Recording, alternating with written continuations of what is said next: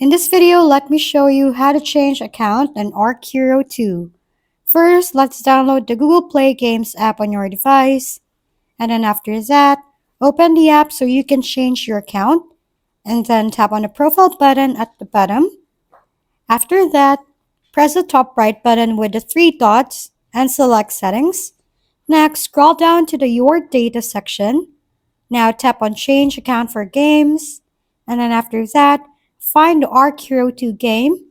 Next, you will see the current email or account linked to the game. Now select the new account you want to switch to. And then after that, your Archero 2 account will change automatically. Next, if the game starts from the beginning, don't worry. It's only because the account is new. Now complete the quick tutorial if needed. And then after that, you can switch back to your main account to check if your progress is still there. And there you go. That's how you change your account on Archero 2.